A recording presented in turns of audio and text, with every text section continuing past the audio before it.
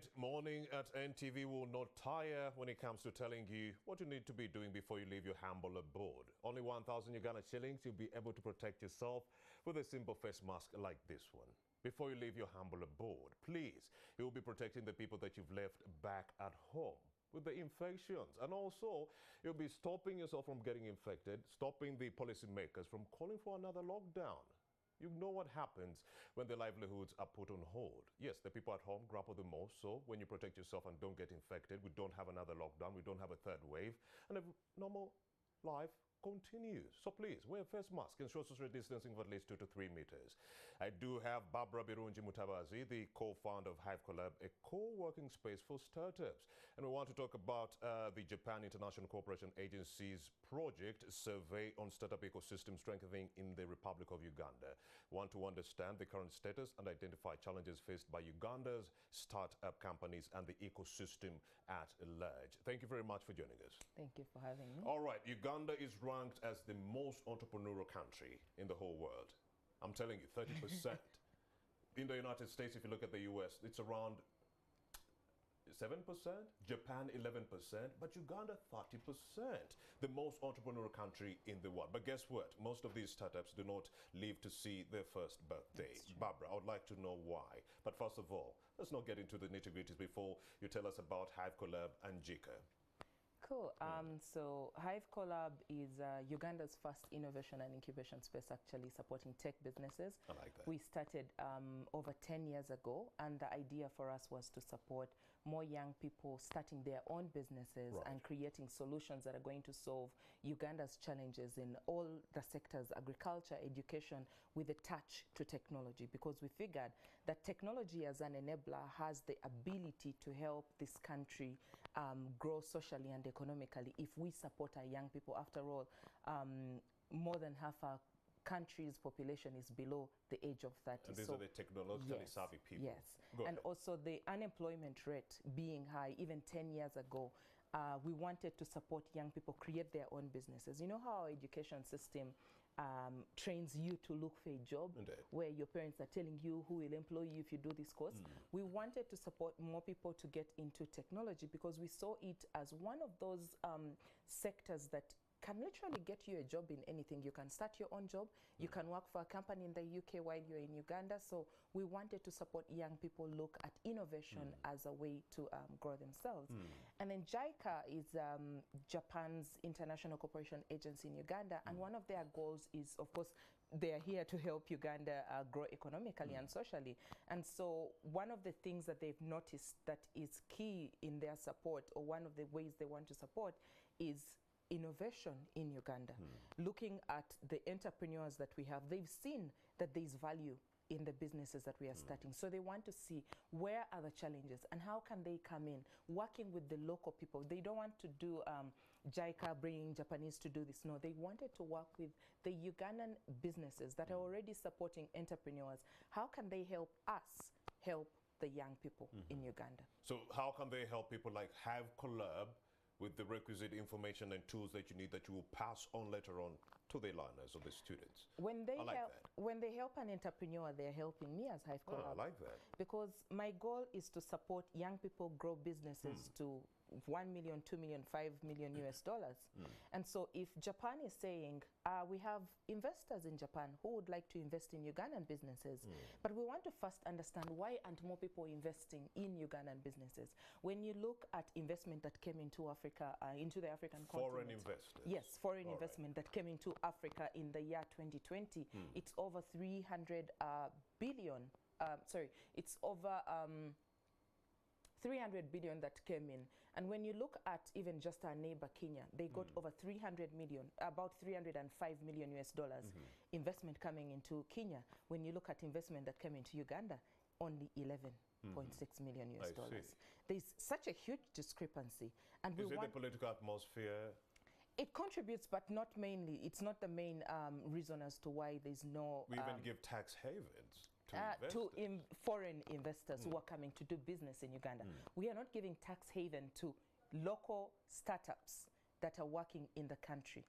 Even in this pandemic, we are not seeing government coming up to say, hey, to the startup economy, you guys have suffered. Everyone has suffered. So locally, there's no investment in the startups? Yes. All there's right, very little, not that there's none, there's very little investment Makes coming more in. sense. And even when you look at the investment that's coming in, it's like seed stage. Indeed. The first 50,000 US dollars, capital 100,000 US dollars that businesses are looking for. But we have a good number of businesses that are looking for 500K, 1 million US dollars. And of course, our government is not going to provide that. When you look at local investment, as in local investors, even that is very, very small. Even the rich people in the country that would be now investing, because when you look at the United States, most of the investment is not coming from government. It's actually coming from rich Americans supporting smaller American businesses to grow. Yes. That environment is not here. We want to see that grow. So right here in Uganda, you do have uncertainty taking center stage. Those who have money do not want to spend it because they fear or are fearful of it's the not future. even one of those The big things. business that would have supported the smaller ones do not want to dispense this money because of the uncertainty around the startup ecosystem. And we want to change that view. We want people to start investing, because if startups have people like us, Hive Collab, Innovation Village, and Outbox supporting them, then you can trust that we are giving them the right capacity building that is needed, so that even when your money comes in, they're going to spend it right, grow their business, pay you back with interest. And indeed, that is a project that was expedited by the Japan International Cooperation Agency in February of this very year. Survey on startup ecosystem strengthening in the Republic of Uganda. Tell me more about that project. What does it aim to achieve?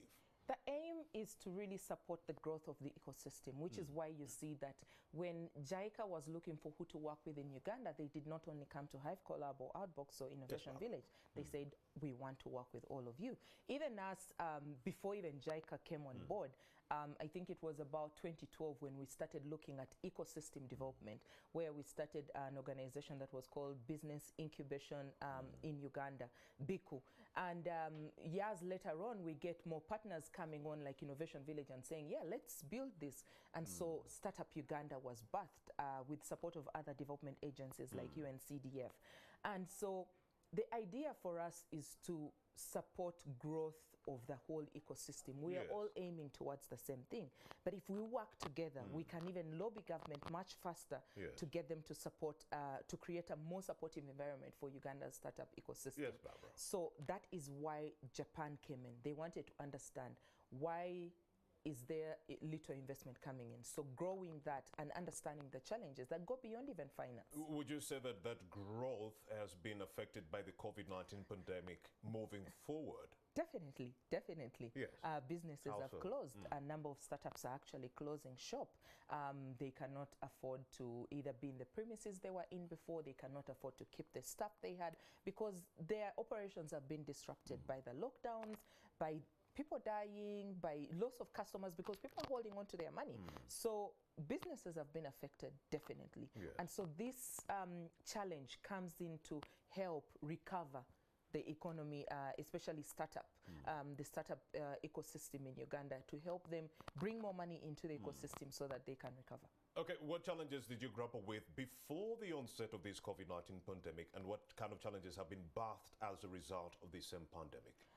One, before the taxation in Uganda, which is not that is now a chorus, which is not really changing. That was one of the challenges, but also lack of capacity building for startups. Most people don't know how to run a business, but they get some ideas, they start, and they go with the flow. And then along the way, they find challenges. How do I hire the right people for my business? It's one of human resources, one of the biggest challenges that our businesses face, and it's still a big challenge. How do I keep my business, financial management for your business? Those are key things that startups are struggling with, even before we look at investment. And then now when the pandemic came in, a lot of stuff has stopped. A lot of stuff has been put on hold.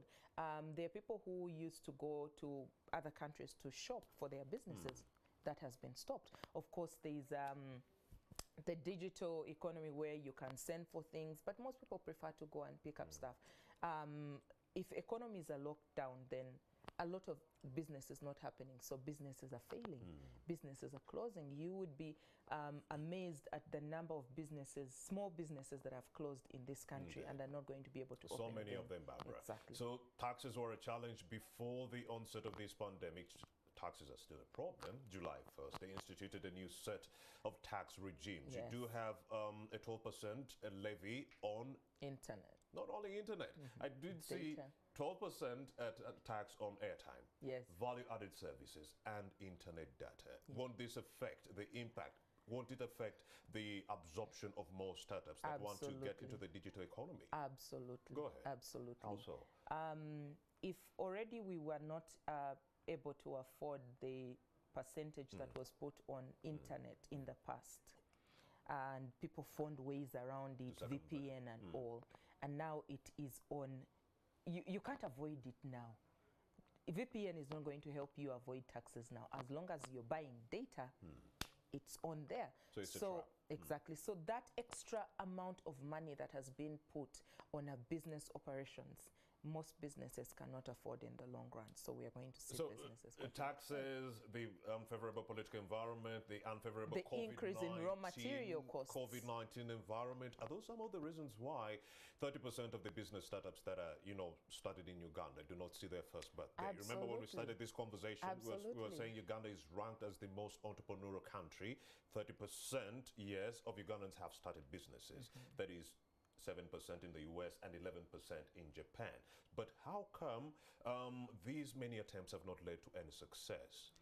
Like I said, capacity building. Our businesses lack the capacity to run those businesses. Really great ideas. We are not short of ideas, but the ability to run that business, to grow it, to scale it to a level where you can compare it to the 11% businesses in Japan or the ones in the US, it's not yet there. That is why the entrepreneurship ecosystem needs to work together. The hubs need to work together to ensure that we support as many businesses as we can with the right technical support and also bringing more investment into the country, ensuring that the Japanese investors that want to invest in Uganda trust the businesses to be able to absorb the amount of investment they're willing to invest and have them see returns on these investments. The issue of money. Yes. The startups, they do not have the financial money to actually ensure that they see the first birthday. That is what we are trying to erase.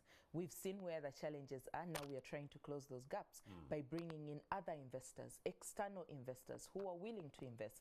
But you've also seen that banks are now grappling with money. The other day I saw in the papers, banks were saying, we have money, come and take it, and no one is coming. The ability to absorb the amount of money that is being presented is also low. So we want to help businesses rise up to be able to absorb the amount of monies that are being talked about. And for you to do that, you need to have all your business processes in order, your finances. Most businesses here, if you ask them when they last audited their books, they do not. Does money actually go through the business account? No, it doesn't. Founders are taking money out of the company. They are not taking a salary, but they are taking money out of the business at will for personal use. So all those little nitty things that we need to build capacity for the young people. And once we are there, they will be able to get as much as $300 million coming into investment into Uganda. What are the factors? What are the factors that are affecting our people? Of course, like we said, the policies in the country need to be more supportive.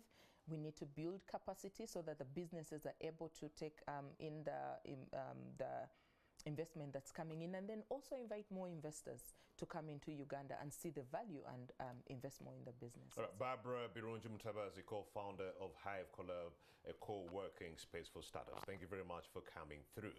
We do appreciate.